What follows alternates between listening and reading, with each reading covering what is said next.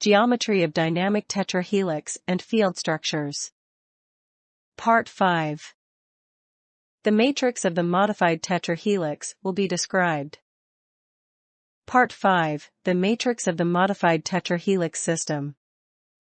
The elements of a modified tetrahelix are constrained to a predictable matrix of possible locations. This is different from the classical tetrahelix, where the elements exist on non-repeating locations. Matrix within the modified tetrahelix system. It turns out that any structure created using the modified tetrahelix will have its arcs constrained to a predetermined array or matrix of possible locations. This matrix can be represented as a space-filling array of CFS. The voids between these CFS create tetrahedral shapes created by the merging arc elements. Matrix, created from an array of CFS. A subset of this matrix can be created from an arrangement of 4 CFS, which create a tetrahedral shape at its center.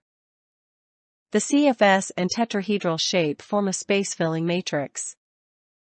The arcs in this matrix represent the only possible element locations used in a modified tetrahelix system. The following video will illustrate a larger version of this matrix.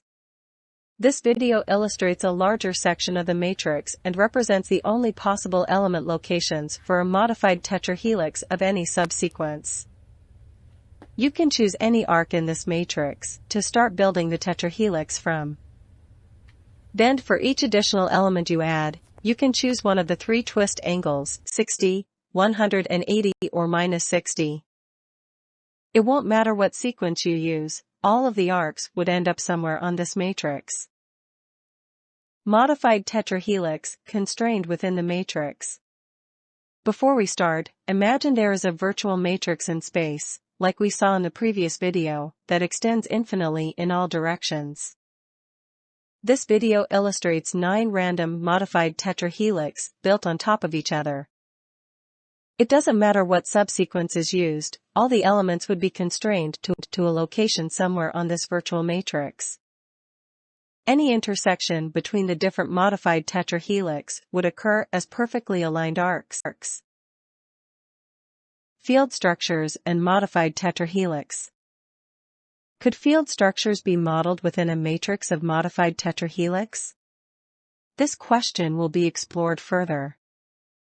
3 properties of this matrix could be useful in modeling field structures. Overlaps can occur at the edge locations of the CFS. This supports bidirectional paths for loops within a field structure. Converging and diverging junctions occur at the vertex of the CFS. This would support the loop transformations within the field structure. The overlapping arcs within the matrix could represent different field intensities of a field structure. Field intensity modeled with overlapping arcs. In this modified tetrahelix system, overlapping arcs could model the intensity of a field structure, where more overlap represents more intensity. This video shows how additional parallel arcs can be added to the tetrahelix and get absorbed by the structure. In the simulator, the additional arcs in the tetrahelix would occupy the same space and appear as a single arc. However, when a physical model is used to construct the tetrahelix, these overlapping arcs will get resolved.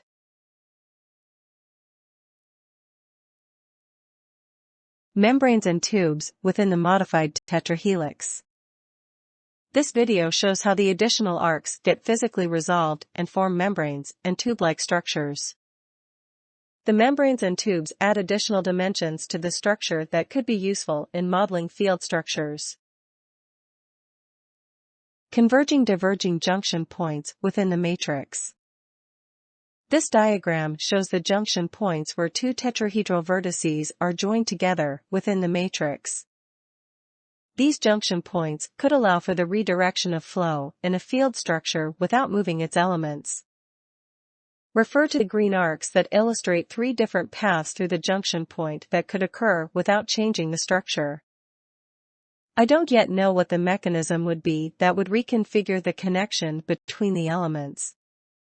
Just some food for thought. Bonding force at junction points.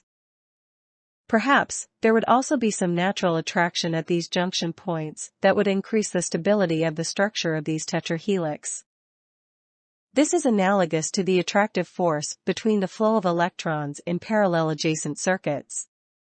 This is where the force between the circuits is proportional to the intensity of the flow of electrons, and would also create magnetic field lines around the circuit paths. These red field lines also have a similar structure to the tube-like structures formed with overlapping arcs in the physical model for the tetrahelix.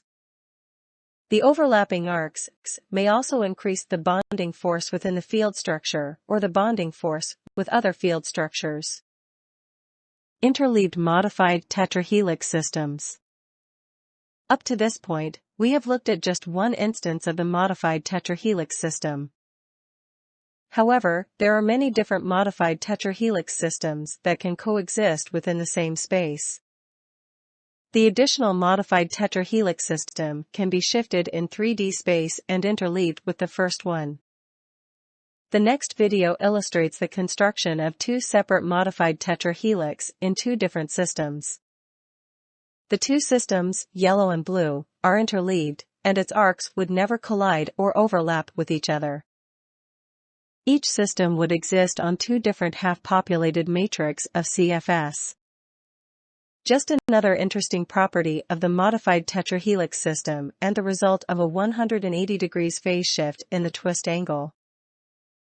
Interleaved modified tetrahelix systems. The first modified tetrahelix is constructed with yellow arcs. The second modified tetrahelix is constructed with blue arcs and is interleaved with the first in such a way that they would never intersect with the other.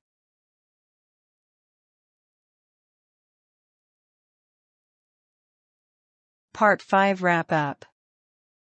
This concludes Part 5 of the presentation on the matrix of the modified tetrahelix system. In Part 6 of the presentation, the tetrahedral field structure, TFS, will be introduced and its potential use as a field structure model will be discussed.